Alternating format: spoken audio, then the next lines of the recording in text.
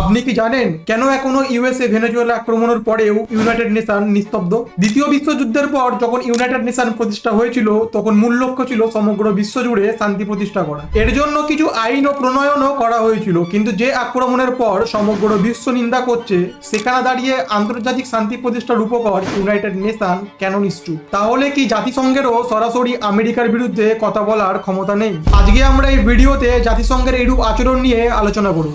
ভেনেজুয়েলার মধ্যে ইউএসএ সামরিক অভিযানের পর সমগ্র বিশ্বের নজর ছিল জাতিসংঘ এবারে কি বলবে, কিন্তু প্রত্যাশিত করা নিন্দা বা জরুরি কোনো পদক্ষেপ দেখা গেল না। কিন্তু কেন? জাতিসংঘ কোনো বিশ্ব সরকার না, তারা নির্দিষ্ট কোনো সিদ্ধান্তে পৌঁছতে পারে যখন সদস্য রাষ্ট্রগুলি সম্মত হয়। বিশেষ করে নিরাপত্তা পরিষদে 5টি সদস্য দেশের হাতে আছে একটি শক্তিশালী অস্ত্র, veto power. USA, Russia, China, UK and France, এই 5টি দেশের যে কোনো দেশের ভেটোতেই থেমে যেতে পারে যে কোনো সিদ্ধান্ত।